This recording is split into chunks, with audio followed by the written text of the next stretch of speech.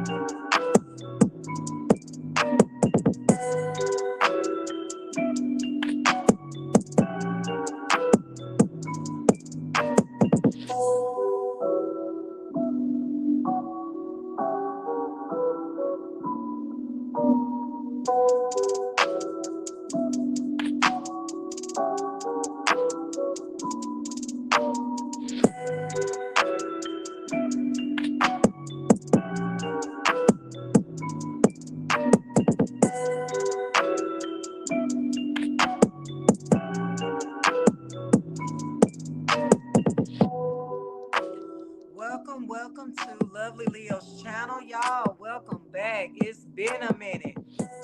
I've been out of the loop for a minute, y'all, but we got some things to talk about. And listen, today is gonna be messy, okay? So I'm telling you right now, I ain't pushing no peace, no positivity, this direction today. I'm on my messy bald-headed host shit today. So y'all just be prepared. We about to get into some things. Hit that like button when you're walking in or when you're going out. Subscribe to the channel, share, drop a comment, all that good stuff. We're about to get into it.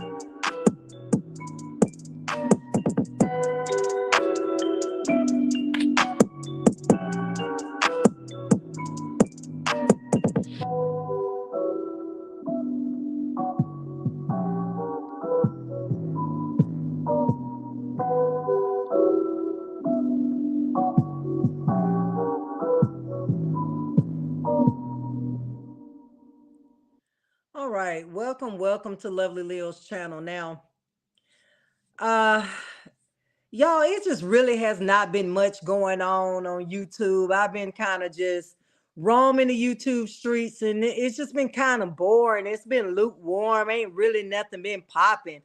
Uh, a few topics I want to talk about because it really has not been anything going on. And I just got the news that Tina Turner has passed away. That kind of just put a damper on my whole life. I'm like, damn, I wasn't even expecting that. I just found that out. So rest in peace, Tina Turner. Tina Turner remind me a lot of my mom, the way she looked and just her demeanor and everything. So rest in peace to Tina Turner. Really sad news. All of us gotta go one day. We never know, when it's our last. So y'all, let's live like it is our last, okay? Um, Also, I want to talk about the main topic I really want to dig into is this DURK and Academics interview. Now, DJ Academics did an interview with DURK. DURK don't give interviews. He did $1 million worth of game and he did Academics. DURK really don't give interviews. So this interview was really, really good, and I want to dissect it all, okay? Um, it was a real good interview. I laughed on a lot of that shit. But we're gonna get into that. Um, another thing I want to talk about, I want to give a shout out to Big Dale. Big Dale's been really doing this thing, making his rounds. Shout out to Big Dale. How could we stoop so low podcast? Big Dale is really pushing positivity through the YouTube streets, and I like to go over there and watch him. But you know, over here, Dale, we get a little messy over here. So you know, I just can't do nothing but keep it real over here on Lovely Leo's channel, okay? Bringing me to my next subject. Mama Duck's page has been snatched. I heard she has a new YouTube channel. I don't know what the hell it is, but anyway, she has a new YouTube channel. And baby, supposedly, I ain't gonna even say the dude name, but supposedly he had her page snatched. It's supposed to be somebody she done slept with, Lord. And that, I don't even want to get all into that because I Mama Duck going through enough as it is. So I don't want to, stomp nobody when they down. So I'm not gonna read Mama Duck. I'm gonna keep it respectful. But I do want to say, this is what happened when you fuck with young niggas, and child, this is what happened when you fuck with young niggas way older than you. Now, Mama Duck said she met her nigga when she said she married to a dude and he 32 when she got married to him. And I think Mama Duck pushing 40 or something. Baby, I just don't even know what to say about that. Mama Duck, do your thug this was all I gotta say. Mama Duck talking about she want to meet with DURK and have a peace treaty. Mama Duck, go sit down. You doing this for clout. DURK is not finna meet with you, so you might as well hang that up, baby, and build your name off your name alone and not use DURK to try to push your name up to the top. All I gotta say is get it out the mud, just like DURK did. You're not finna hang on his coattail to promote your channel and to make it big. It's not gonna happen. DURK is not finna meet with you. And that's that. Moving on. Um Famous DEX has an interview with Say Cheese. It was really good, but a lot of people in the comments were saying Famous Duck is still higher than the Cooter Brown. Now I'm gonna say this. I ain't gonna lie to you, Famous Dex. I don't know if it was just the weed, but he did look like he was on something. I don't know what the hell it was. And yeah. I don't know exactly. They said Famous Dex said he had a stroke, so maybe that has a lot to do with the way that he was talking. I noticed that he had this mask around his face and around his mouth, and his mouth is just didn't seem right to me. I don't know what's going on with that. I don't know if it had something to do with the stroke. But they said that Famous Dex like he's still getting busy with them narcotics. Now that's what King Yella said. So King Yellow was touched in his spirit because Famous Dex had called him out on the bullshit. So Famous Dex is got words for so King Yellow has words for Famous Dex, and he into it with goddamn J Main. I really don't keep up with them because they're really not entertaining to me. So I watch a little bit of them. Now J Main is funny. J Main is a key in the cackle. King Yella, I really don't get into him. Like I just can't. He's just not my cup of tea. J Main, I watch him to laugh and to get a key. So him and J Main are into it right now. So whatever on that. Moving on. Um, so we're gonna get right into this DURK and DJ Academics interview because it was a lengthy interview. I'm gonna make this a part one and then come back and make a part two because it is so long, but we're gonna dissect this interview and I'm gonna get right into it. Give me 1 second to pull it up.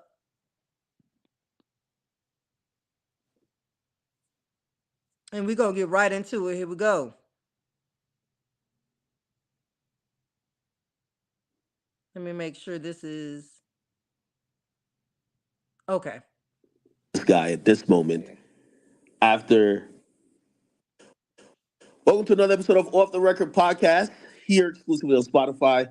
Listen, man, I never thought I'd be having this conversation with this guy at this moment after over a decade of coverage, a guy who I've seen, I believe, at the heights of his career, which I think is now, but also at times where people counted him out. Yeah. Somebody who I've always believed in, someone who I've always supported. And you know, remember having a conversation with him not too long ago, and he said, "Yo, listen, yo, act, yo, we won't get it in." And clearly, he was talking about an interview. A lot of people, everybody was like, "Nah, man, I think it's just spun you, man. This and third." Nah, But it was only two people I said I was gonna do an interview with. It was you and $1 million worth of game. yeah, I just didn't know how to roll it out. I interview. That's why I called you. Like, man, look. yeah. Next one we gonna.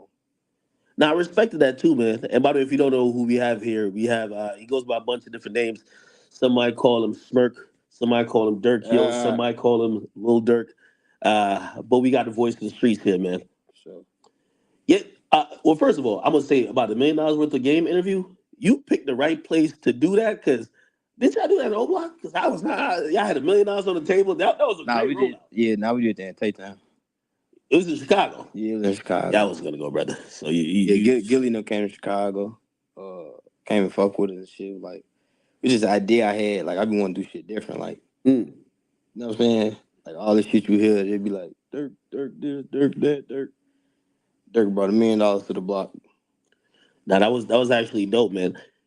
You know, I remember well, we first all saw it on Twitter when you kind of took on this moniker of like the voice, and you pretty much been giving everybody a nickname. I mean, shit, you say you the voice, baby, the hero. Yeah. You know what I mean? Like what other nicknames you giving out? But where did you kind of adopt that from, or was it like a reflection of what you were hearing people saying about your music and everything you had going on? About the music, about just keeping it real in the music, and people really relating to it. People really coming up telling me like, man, you're gonna be the one. You're gonna be the one. You're gonna be the one. But I'm like, man, this nigga keep on fire. Y'all telling me this just so I can feel good and shit. So when I found my niche or what I want to talk about and rap about, it was like I'll be telling like motherfucker life story and shit. Like I'm their therapist type shit. So what did you think? You know, I remember I feel like I've told the story a bunch of times. You dropped from Def Jam. This is about maybe 2014, right? You dropped from Def Jam, and a lot of people at this point they're saying, "Well, the drill movement is done. They count you out." I never really looked at myself as a drill artist though. Really? Never ever. How'd you? I mean, you were benefiting from the drill wave. What'd you look at yourself as? No auto. But I really was like literally on the block and they used to be like, why you singing? Why you singing? You singing, you supposed to be. I'm like, it's just how I rap. Yeah. So I always been like the outcast, like being different from everybody from over there.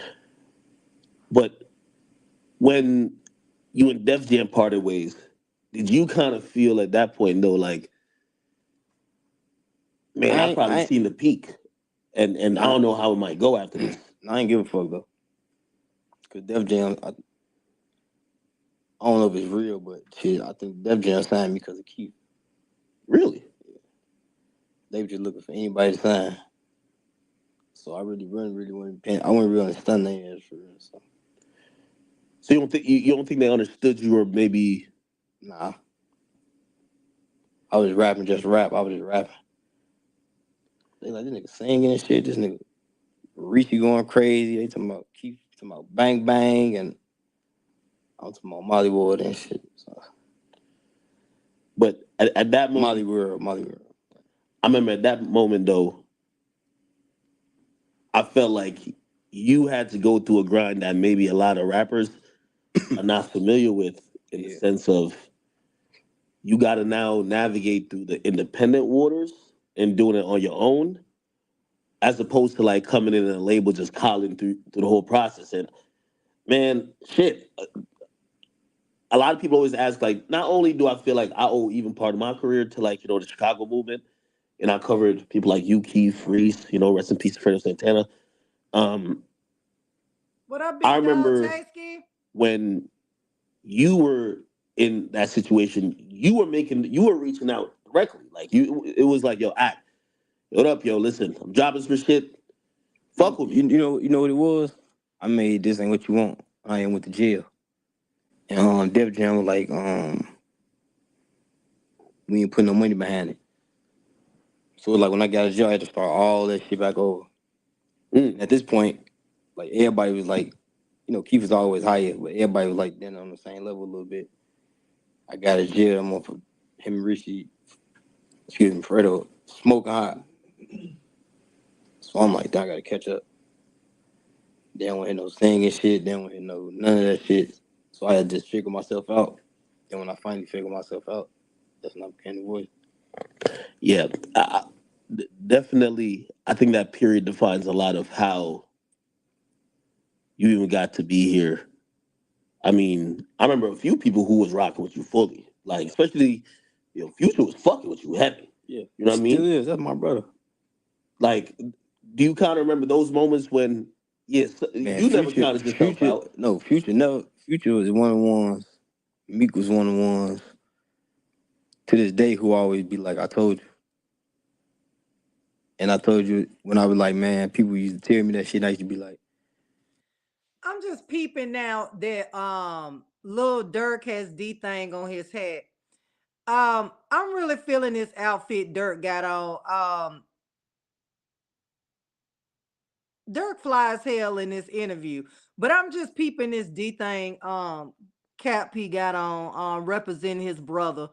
Um I didn't pay attention to that before, but I'm just peeping his outfit and the hat. I'm like, damn, that should say D thing on there. I'm just now paying attention to that. yeah, I'm saying that because them two niggas was like for real, for real. It was more of them, but it was them. It was for real. Because Future had a super relationship with my brother D thing. And he was like, man, that nigga the one. But I ain't never believe it. I'm like, man, I'm just trying to make some money. Yeah, you're probably thinking I hear this a lot from a lot of people, but then you kind of like, what's that moment that kind of click? Because obviously, then also you start showcasing a lot of melodic signs, like the side of you. Um, Obviously, then people start seeing some relationship stuff. You know, what I mean, the music kind of changed from like just straight drill. This ain't what you want type of shit to a lot more creative shit that you seem to be interested at the time. What was the thing that made it click to you? Be like, nah, this shit could work, man. Like this could work on a bigger level. Um, my first show. My first show I got paid. Man, I can't even remember. I don't want to throw a number out there, but it was like matter of fact, it was an open mic. I did an open mic. Then the next show, they paid me like 500. Then that's when I knew like we can make some money off this shit. But when the beefing and all that shit was going on, it was like entertaining, but it was really fucking up the money. Mm. You know what I'm saying? So you kind of So the realize, police shut down all the shows we do, everything we do. We couldn't have no events with kids around. So then that started getting serious. Well, like I started sitting back thinking like, hell no, this shit hard out here, boy. damn.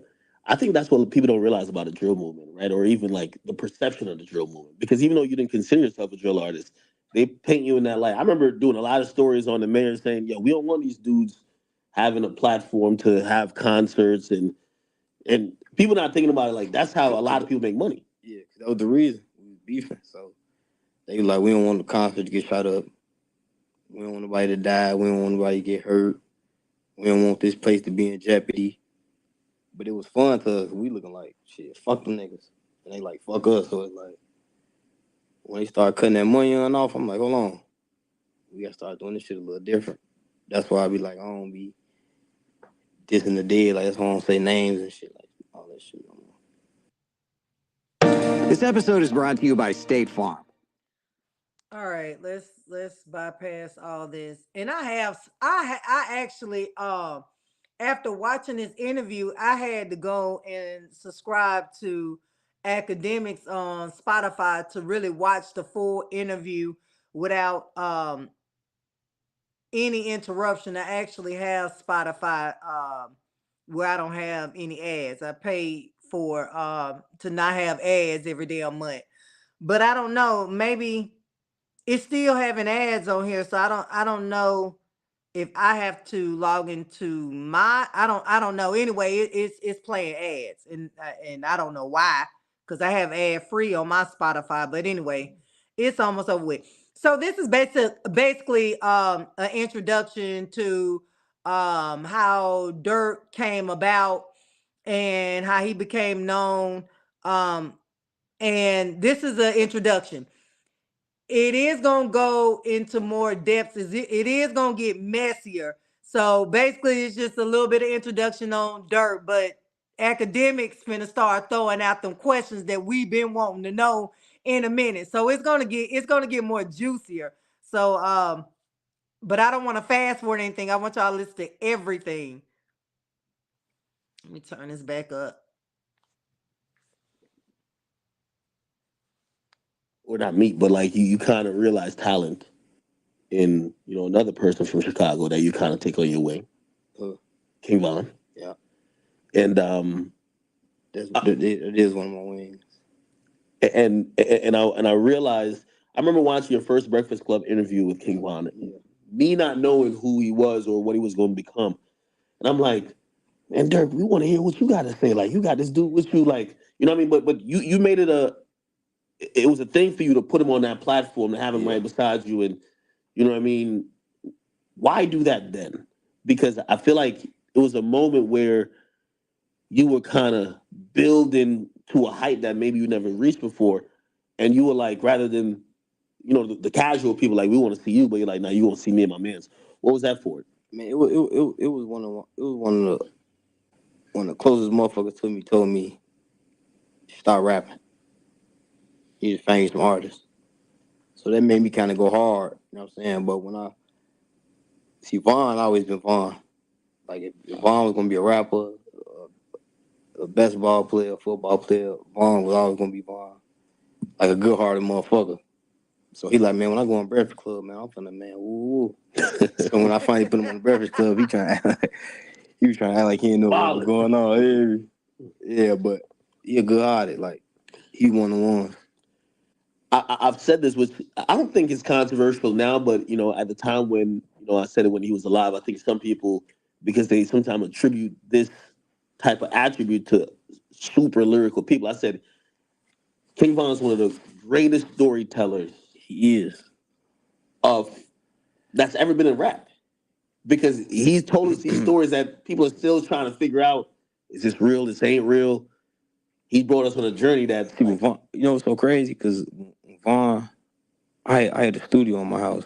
I used to live in Atlanta, and Vaughn like, man, I'm gonna go do this. I'm gonna do this. Go get some money. I'm gonna do this. And he like, bro, I want to rap. So he like, man. So little Dirk ain't in Atlanta no more. That's news to me. Cause I thought he was still living in Georgia. And I was thinking, why would you still be living in Georgia and all these Chirac savages moving to Atlanta? So I was like, I don't think Georgia is a good place for Dirk to be living. So when that shit happened with his house in Georgia, I was like, Dirk, okay, it's time for you to get the fuck up out of Georgia. Too many folks from Chicago to move to Atlanta. That's like Chicago 2.0. Atlanta's like Chicago 2.0 to me. So I was like, okay, Dirk, you a little bit too big of an artist to be living in Georgia. Georgia is not that big. You know what I'm saying? There's just more and more people moving to damn shit. It was a lot of motherfuckers moving to Georgia and living in Georgia when I was staying in damn Georgia.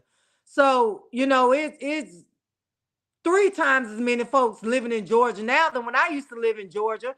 So I'm like, okay, Dirk, you too big of an artist. You got too many damn ops out here that still be living in Georgia. You need to get the fuck up out of Georgia. So I guess he got the hell up out of Georgia. I don't know where he lived now, but I didn't know that he had moved out of Georgia. So he like, man, start rapping. He showed me like 5 songs. He like, man, this shit weak. He said all this shit weak. And I told him, like, man, it's my favorite song right here. What song? And it's crazy. Crazy Story. Really? That motherfucker dropped Crazy Story, started going crazy. We was on tour. We was on tour too. Put him on tour. I started bringing him out. Damn, shit. Vaughn just became like, if Vaughn was alive right now, he'd be like the biggest motherfucker right now. Really? Sure.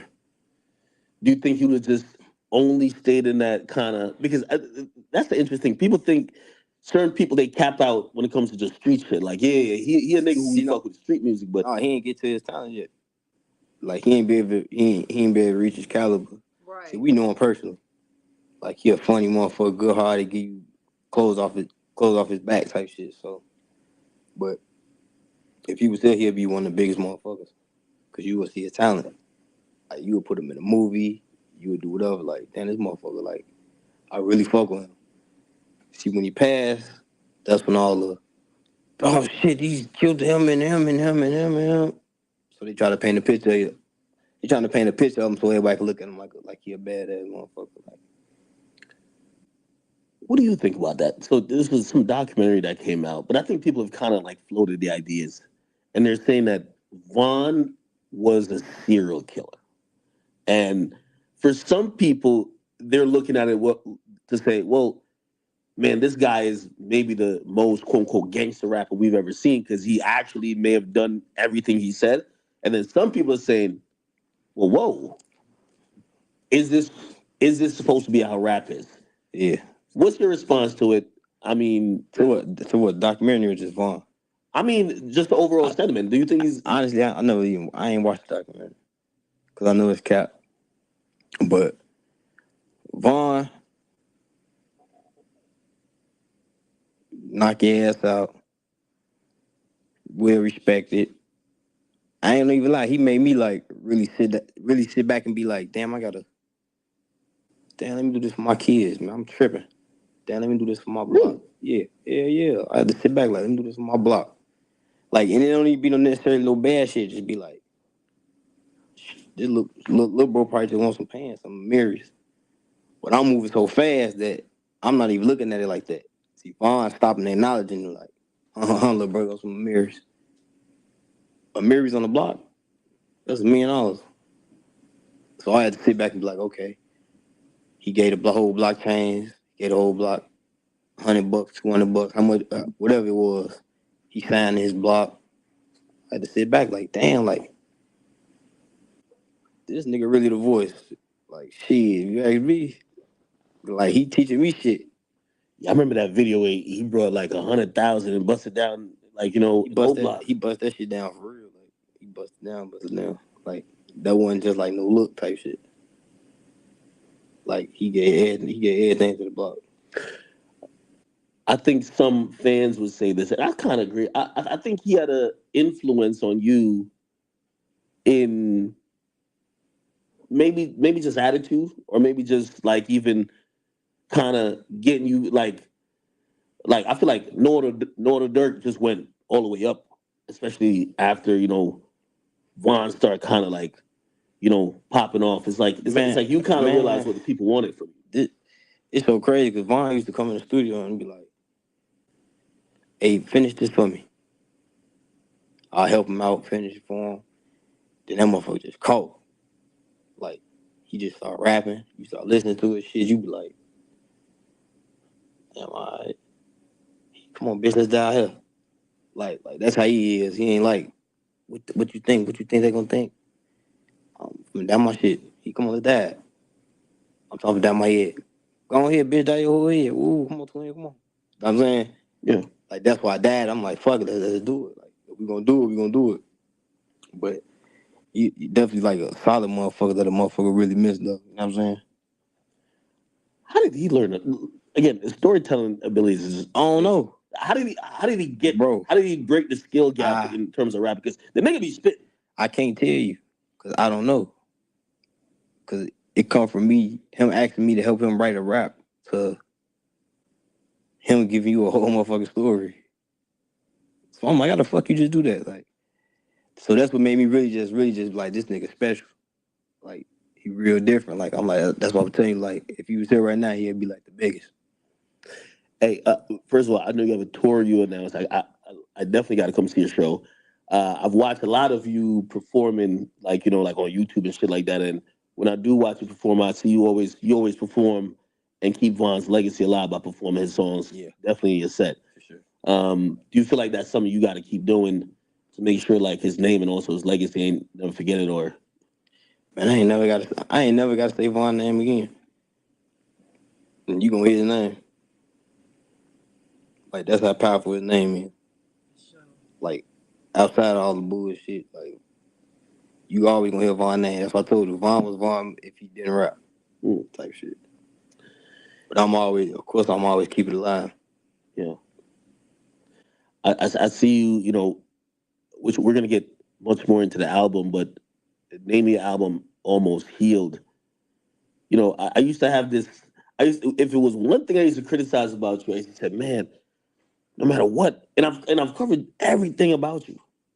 You know what I mean? I've like, and I said, this dude, he never shows no emotion. Yeah. Like I'm like, I know he got to be going through some of the worst times when obvious certain situations arise or whatever, or he's going through things that would make any regular person, any regular human, break down, kind of like, yo, say fuck. And see, that's self-discipline. And that's what I've been saying on my other videos is like, you will never see Dirk flip out and just be emotional. Um, like, oh boy, NBA Youngboy. You would never know if Dirk is going through a mental breakdown or whatever. He's not gonna show it, he's not gonna tell you. Um, and he just moves through life gracefully, and that's what eats NBA YoungBoy up so much is because he don't know whether he getting under Dirk's skin or not. He feel like he ain't getting up under Dirk's skin because Dirk don't wear his heart on his sleeve. Like he don't he man he has a great team around him. Dirk know how to play this game. I've been saying this. One thing I do admire about Dirk is that no matter what all he has been through, he never shows what he's been through. He never looks he never looks like what he's been through. I respect people that can keep a poker face. I know someone I know a few people like that. I know someone that has the same face all the time. You don't know what they thinking, what they feeling. And I'm like, damn, I used to always wish that I was that type of person, like a nonchalant person or a person that can have a poker face, that can keep a poker face. Baby, I'm not that. I'm a Leo. So if I'm mad, you gonna know it. If something goddamn done piss me off, you gonna know it. If I'm hurt, it's gonna show. If I'm stressed out, you gonna see it in my face. Like that's a gift I wish I had. I wish that I could be nonchalant and don't wear my heart on my sleeve and could walk around with a poker face. I tried that so many times. I don't care how hard I try to have a poker face. It does not work out for me. So I admire people like Lil Durk and people that can not really hide their emotions, but it's a good thing that people don't to me that's a good thing that a motherfucker can't read you. You know what I'm saying? Because when motherfuckers feel like they can read you, that's when they try you. You know what I'm saying? So when you can't read nobody, you be scared to try the motherfuckers because you don't know what they thinking, what's on their mind, or what they capable of. You know what I'm saying? Oh, say fuck this shit, and we never seen that moment. We never seen that moment where you're like, yo, listen, I'm going through a lot right now. Just give me some time, or it. And I've always said, damn, does he mourn? You know, obviously you lost. Everybody mourn. You know, everybody show emotions, but I just can't see myself just doing this. Damn, man, this shit crazy, man. This shit is like, nah. Quando Rondo, he talking about you. He talking about when your homeboy and your cousin got murked and you got on your phone and you went live and you was crying boohooing and shit. He talking about you. He was talking about your ass right there because you have done that shit. And it's like, no, you was just tough Tony the other day. So why you crying now? You knew this shit was gonna happen. Nah. You know what I'm saying? Like, when I started getting more into my religion and just like talk to my pops while he was locked up, talk to my uncle now, and they like, man, we had the money, the fame, the cars, we had the city on lock, we some of the biggest gangsters, and we went to jail and got life. So he like, so what you going through? He like, we been through it. He like, so when you call, he like, call vent to your pops, call vent to your aunt. Like, let's talk, let's have a conversation. He like, but I don't want to hear no crying. I don't want to hear no complaining. I don't want to hear no, I can't do this, I can't do that, I can't do this, I can't do that. He like, because I just showed you I did it. You not only lost Vaughn, but your brother, D-Thing. Man, you guys were on top of the world. And when that situation occurs where, you know, the city again claims the life of somebody you love, I mean, you know, how do you even rationalize that? You know, I know I know it's like you're not gonna. You got your people who you probably deal with in the house with, but like you got to get to a point, right? As far as what, like, you talking about like being emotional, telling people, like, what you mean? Well, How I deal with it? well, it's like constant. It's constantly death being, occurring at probably the worst times, especially Yeah. the people you love. You know what So I mean? Like, I just think we was always more popular than a lot of people. So it's like everybody we saying songs, everybody we hung around, took pictures with, did this with, they got their own light, which was my real blood brother. But I just learned my emotions is just like, I'm just a different type of nigga where it's like, I'm telling you, like, that rug is powerful. Like, I lay the rug down, I pray. I cry on the rug. I cry while I'm praying. I cry during Ramadan. But guess what? India ain't never see me cry. My daddy ain't never see me cry. My mama ain't never see me cry. You know what I'm saying? Can I mention I love the way Chicago niggas say daddy? Um, they say Diddy. What up, Big Dale? What up, Big Dale?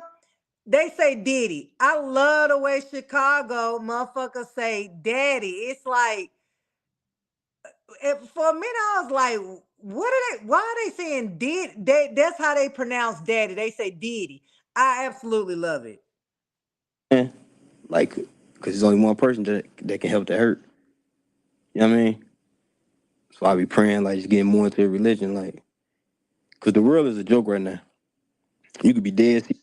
Dale, have you listened to this whole interview with Lil Durk and academics?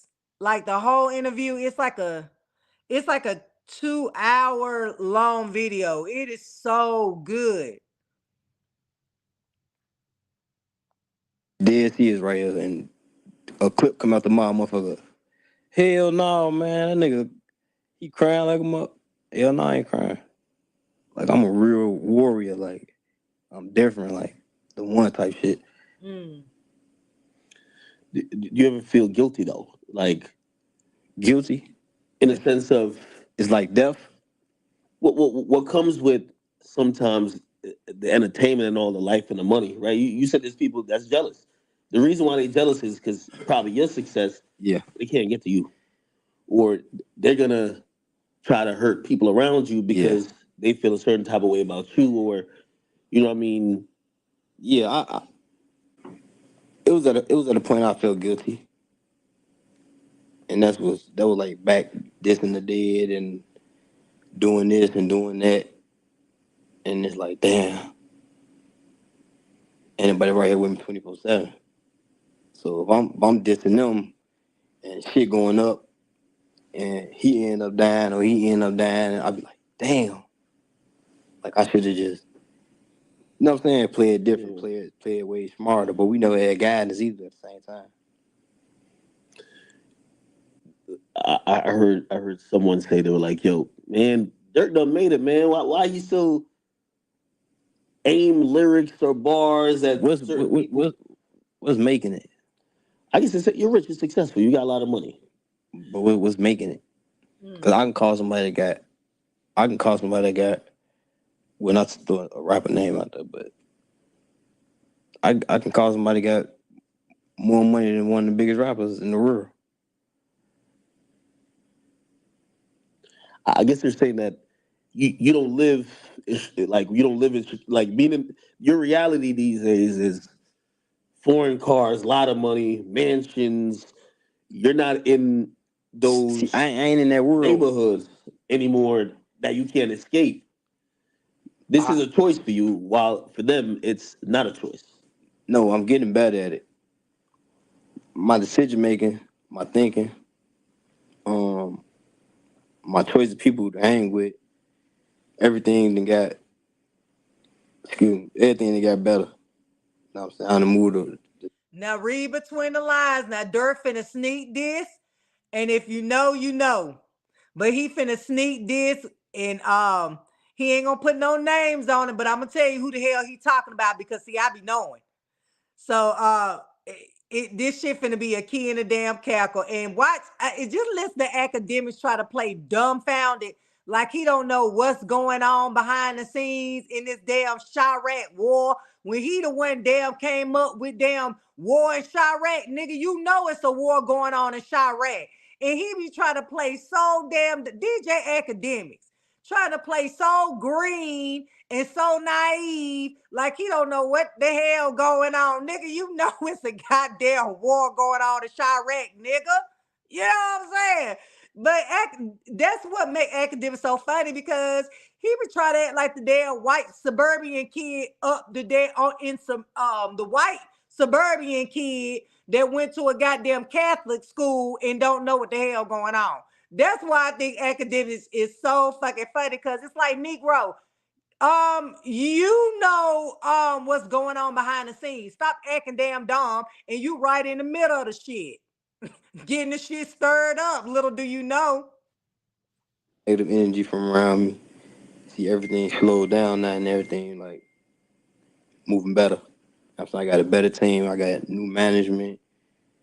Like, nigga, when I say almost healed, I'm talking about I didn't fire my whole management team. I had to take over my bills. I had to take over the taxes. I had to take over who I was paying. I had to find out who's stealing. Damn. I had to find out who fake. I got to find out motherfucking who I could trust. I got to find out what a safe place to everything at one time. Everything at one time, and all this is happening in 2 months. What happened that gave you that realization? Like, yo, y'all got to make a change because usually people they gotta bump No, their head. this is recently. This is last year. Hmm. This is last year. Like I rather sit back and game plan and figure out how I want to live my life before I even step back in the camera to try to get some quick money. I bet his dad had a lot to do with that. I bet you his dad had a lot of impact um on Dirk when he was released from the feds. I believe Dirk dad put him up on a lot of game because you know Dirk daddy was a millionaire his damn self when he was selling dope up in the damn streets. So the dude had to be somewhat smart. He making that damn much money. You know what I'm saying? So I believe Dirk dad is a real smart man and then he's been in prison for what 24, 25 years. So the nigga didn't have nothing but time on his hand to read them damn books in the library. So I know that nigga smarter than damn what's that nigga name? Albert Einstein and shit. So I bet Dirk's dad is the one that put him up on a lot of game and is a big mentor in his life. I could easily came back dissing and I can do all that. I could say let's go to the celebrity game and play ball for money. Let's box. Let's motherfucking rap, battle, beat, whatever you call it. I can do all that. But I'm a thinker. I want to sit back. I'd be like, damn, I gotta do this for my kids. I gotta make sure bro them good. I gotta make sure bro them mama good. I gotta make sure bro them who died, they kids good. I gotta make sure. So one word, one bar I say or anything can fuck everything up. what was the difference between obviously clearly the Steelers is some other shit, but what was the difference between like your old team and the current team in whether it's energy or just the path you were headed on? Um, what do you feel that change did for you in terms of um, you know? Yeah, Dale, we definitely do. You know, sometimes I react before I think. You know what I'm saying? And that's why I had to go back and correct myself because shit just was looking funny, not like it normally do when I pull my stuff up. And I'm like, because I was pulling my stuff up just to go and watch that particular video and I didn't see it. So I'm just like, I know like hell this motherfucker ain't got behind the scenes and did some bald headed hoe shit. And I really thought that, and I'm like, okay, I'm finna go in today. I mean, I was mad as hell. But then I reached out to, who I need to reach out to, and they was like, no, it's fine, such and such, such and such. So then I went to YouTube Studios, and then I was able to pull it up, and I was like, well, what it ain't never did that before. Like it was like a lot of them were gone off my stuff. And I'm like, what? And it ain't never did that before. So anyway, it's all good. Yeah, I had to reach out to them and was like, such and such, I need to da da da. Is that da da da? And yeah, they reassured me that everything was good. So um I don't know. There was just some I don't know if it was a glitch with them or something. I don't know because he did it the other day too. So I don't know what was up with that. But I was really ready to go in, and I was ready to go in, and I'm like, damn, like you doing whole shit like that, like so what everybody is saying about your ass is true. You know what I'm saying? So yeah, so I ain't want to fool with that nigga because that nigga and they like to play dirty behind the scenes and shit. So I just didn't even say shit else about it. I said sometimes you gotta pick your battles, and I'm kind of glad I did wait, cause motherfuckers on YouTube, they not playing, they playing dirty, you know what I'm saying? With all the striking and reporting folks channels, just they make it not even fun no more. So Allowing you to make better decisions. It was like I was being carried. What do you mean? Like just if I have security, right? Just say we do a show, and they'd be like, I'm just gonna throw a number out there that I can prove. So just that show would be like, man, they want to give you 500. 500,000? Yeah. You get 500,000? I'm asking for real, Jay. I'm a pocket watcher. I gotta ask. I got real proof. Like I believe you. everything I say in the interview is real. Everything I say is like 1,000 type shit. Proof can show you after, can show you when you act live, whatever. But so in my mind though, at the time, I'm thinking like, okay, bet 500. I'm gonna take 500 home. But I'm not even thinking like, damn, I gotta pay the security, I gotta pay drivers, I gotta pay all my kids' mamas, I gotta pay this, I gotta do this a month, I gotta do this, I gotta do that. So when I'm walking away, they just handing me the cash. I'm just putting it in my pocket, putting it in my bag and shit. Yeah, you go to the back end, I bet. So the whole time, if you getting 500 show and a motherfucker take, let me give you an example, 10,000, you're not gonna really see 10,000 going for 500. Yeah. I paid security, I paid him, I paid her, I paid this, I paid that. You good? All right, here go your room key. All right. Like at the time, I went in there really just counting my money, like how much he could pay, how much he could pay. I was just like, through this whole time, I was just like blind. So You now, probably had a big team too, right? I told you, I thought you were gonna pull up here with like 50 niggas. but y'all gotta understand too, and I be having to remind myself of this too. Y'all gotta understand, like Chicago niggas, they're they got old souls. Like they can be like 21, but at like they 30.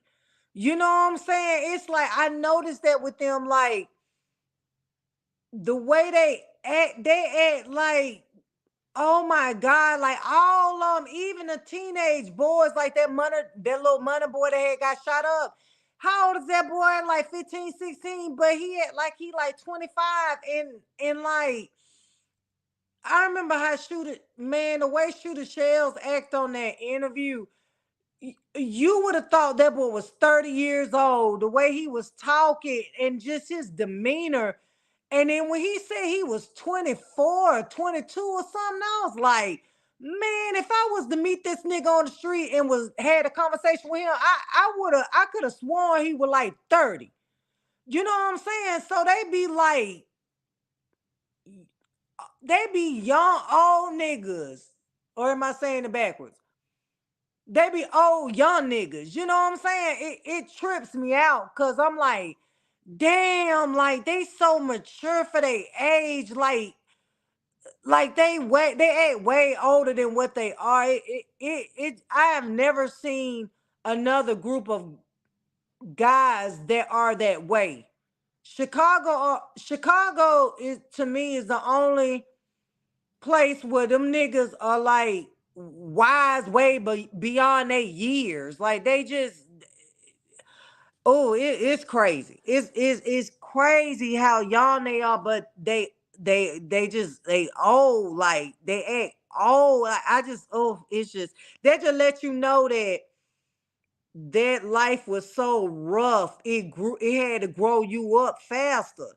That's what that lets me know. Like, it is that bad in Chicago where shit, when you 5, you act like you 10. When you 10, you toting a damn pistol. It's just, it's sad. They were like 50 niggas, bro. For what? Well, I would think that you would move heavy, especially like, Man, I believe in higher power, man. And I know, never mind. And I know some of these niggas. You know what I'm saying? yeah. So I didn't come around this motherfucker Dolo for real. Let me stop playing. So you kind of figured out that it probably less is more. I just not a move. I'm not a move, bro. I'm not a move. I'm just gonna say that. And you realize at least with your team, like in downsizing, you're like, yo, less is more, right? You probably was doing a lot of redundancies. You start realizing that you're just not in control of what's going on with your career, and you're probably taking control now. Like credit from holding my IDs to holding my credit cards. I want to buy India a motherfucking car. I got to go through 3 different people for me to make it happen because my credit ain't right, or so it was just like, yeah, it was like I was like a little boy or some shit. Mind you, Dirk is looking so much like Muda right here. Him and Muda look just like. Oh my God, they look just alike. One just lighter than the other one. I know they cousins, but they look like they could be brothers. Certain way, like Muda mouth and Dirt mouth made just alike. They talk exactly alike. They eyes exactly alike. They just look exactly alike. In certain ways that Dirt move his face or certain expressions he make, I can't see nothing but Muda. I'm like, damn, him and Muda look just alike. It's crazy. You know what I'm saying? yeah. Then being there talking like I'm a big dog, like, man, what? Ooh, I got, but I got to go through 4 different people to buy her a car. I got to go through 4 different people to buy me a car. Don't know how much the car is. After taxes, I just tell them to buy it. Whole time they probably already had it for the low. kept the extra. You know what I'm saying? Yeah, no, I get it. I get it. I mean, that happens to a lot of people as they scale up. Like at this point, you know what I mean? And like, You can't steal a dollar. yeah, at this point Today, you can't steal a you log into your own bank I'm on accounts your though. ass. You log into your own bank accounts and like check your balance and I check my balance. I got a financial advisor. My new management helped me just like manage my money now. Just like shit. Why would you buy that and you fuck with them? Call them, tell them, send you some shit. It'd be like the smallest shit. You know what I'm saying? It'd be like the smallest shit that help. Then it'd be like, damn, they could have did that shit. yeah. NBA young boy, take notes. This some grown man shit. All jokes aside, now this some grown man shit. Dirk is so mature for his age. Now this is some grown man shit. That man talking about priorities. He talking about credit, making sure his kids good. You know what I'm saying? Making sure ain't nobody hitting them up on the back end. I don't even hear niggas in their 30s, rappers that be talking like this. Now this is some knowledge for your ass right here. Yeah. You know what I'm saying? That's good. So that's part of the healing process then. When I hear the album Almost Healed, I'm thinking, there's been a lot of trauma that you obviously been through and how have you dealt with it. I feel like you're trying to come out on the other side. Even a song with like, Cole, like I'm like, this sounds like a guy who could focus on other things other than dwelling in maybe the anger and the hate and the resentment came from his trauma, Yeah. Almost Healed, like, it came from when you started doing Chirac Yeah. to now. True. Because I really don't do interviews and really express my feelings. I really don't do interviews, sit down and be like, yeah, man, I feel like this at this time. Like nobody really know how I felt when my brother died. Nobody really knew how I felt when Vaughn died.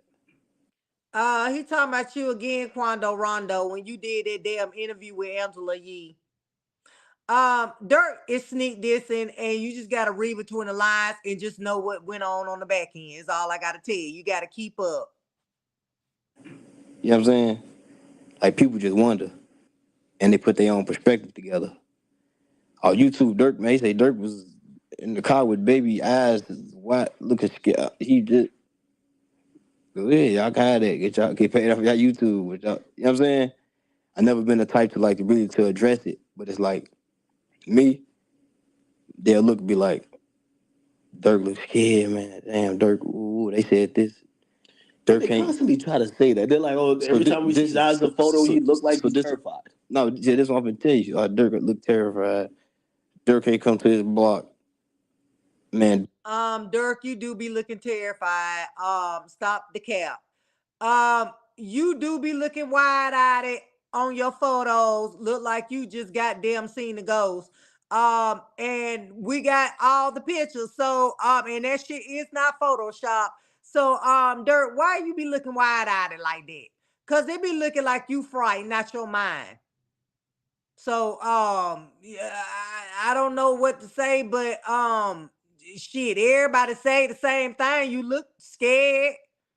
I don't know why you be looking scared, but you do be looking scared. Man, Dirk homies hopped on live and said this. Oh, motherfucking Dirk did this. But you gotta think about it. Dirk then put everybody on. Dirk take care of all his niggas and his family. Motherfucking, I never got a chain took. I never got beat up. I never got smacked. I never got moved around. I never got nothing took from me. No, Mimo, he talking about you. He talking about you got your chain took. You one of the ones he talking about. none of that. So if you really sit back and really think about it, you be like, how the fuck y'all saying he looks scared because his eyes? But if you really think about it, you be like, you never got took. Some of the biggest quote unquote gangsters and rappers y'all see today got shit took from them.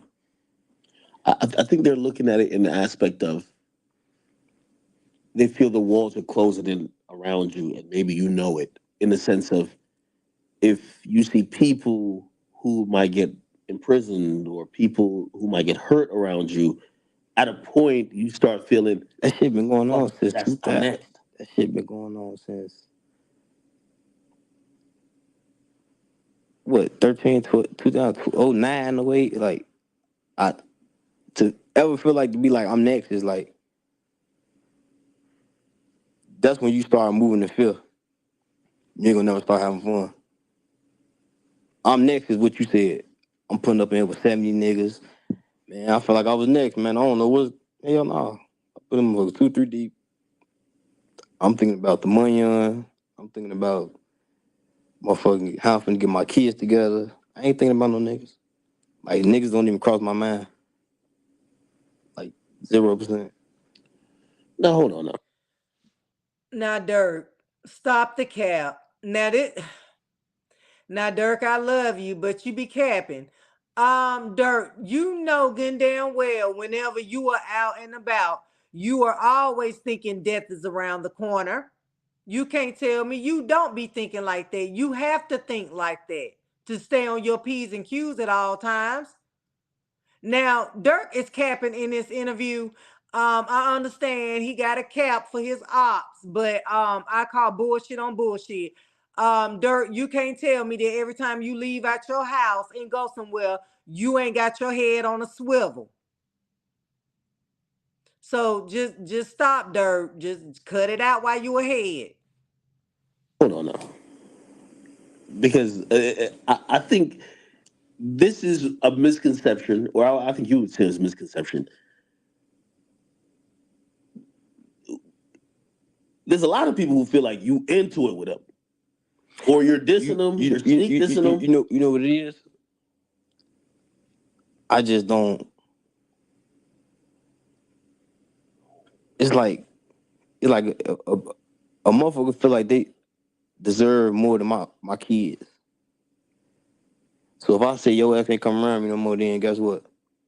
Man, fuck that nigga Dirk. I ain't fuck that nigga. I ain't fuck that nigga. He can't. Nah, we ain't playing this shit no more. But if you go back 2 months ago, it's all Dirk. You know what I'm saying? Nah, So I get it. So I start letting people manipulate my mind like that. Like I need them. Yeah, I was like, I won't call any names, but I be watching a lot of the little Chicago inner rumblings, and I'm seeing dudes that they're calling you out. Mimo, he talking about you, and Puda and Muda, he talking about you too. They call you out, and before they was saying you a real nigga, now they're calling you the rap nigga, and I'm like, Who said that? I don't want to say the dude's name, but there was a couple dudes. They from Chicago. Said that not. I'm thinking this academic. I think we finna get the whole. I actually don't remember his name. It's like TH Nah, something. you don't know that. No, I really You don't know his name. But this is a moment of shine. Like Cause he a probably mad at fucking me now. nobody. Oh shit. Cause he a fucking nobody. That's why. All right, but that's what I'm saying. Like, there's a couple niggas. I really don't know who you talking about. I promise You know who I'm talking about. I promise you, it's 50. You posted something on your story, and then there was like 4 niggas that responded, and they were like just mad at you about just whatever you said. I believe he's talking about Puda. Um, I believe he's talking about Puda. That's who I think he's talking about. Whatever you said. I don't know what the beef was. I don't know if they know you, but And they from Chicago? don't let me pull out my phone and start Googling. Come on now. You know what I'm talking about. I really don't. See, this Man, I real life don't pay them boys no attention. Like, remind him. He don't know? I post something, it was about my block. Nah, but I think they fuck with you though. Like they're your guys. Or they used to be cool with you. Oh, okay. I know what you're talking about now. Yeah. Okay. Yeah, little bro now. Yeah. Not little. What you do to them? It just I told you, like, it's like people want more than your kids. People want more. People want me to like little boy them, little baby them, I'm not doing that shit. Like, you ain't for the cause. Like, if I tell you, like, man, look, I'm finna go sit down with the mayor. I'm trying to be on some motherfucking really get it to the community. Like, this shit bigger than the block now. Like, okay, bet I did that. Like, we finna do for the block. Man, you ain't got no permit. You can't even. Nah, let's do for the community. Yeah, he's talking about Puda right here because Puda did mention that Dirk was trying to help him out, but Puda still had his feet in the street, and then that ended up happening to Puda getting shot. I want to say, um, but yeah, he was still in the street. No, or he got locked up or something like that. And Dirk cut his ass off because he wasn't ready to leave that street life alone. Um, and so Puda mad right now at Dirk because he feel like Dirk should be shutting him out and all that. And Dirk ain't doing that. But you can't say Puda can't say that Dirk didn't give him a chance. He gave him a chance. So, Puda, you can't be mad at nobody but yourself, I guess, because Dirk did give you a chance. Um, Shit, what you want him to do? Keep taking chances on your ass? So yeah, Puda can't really say nothing bad about Dirk. Let's do for the community. How can we get deep into the shit? Oh, this how you do it. But you will have him say some dumb shit, and I'll be like, damn, why you do that? Man, we doing this shit. Fuck this shit, nigga. This how we rap. Watch out. So when you put niggas to the side, every nigga that ever dissed me or ever said something about me on YouTube, liars, I can call their phone right now and be like, look, I love you. Keep it mutual. Keep my name out your mouth.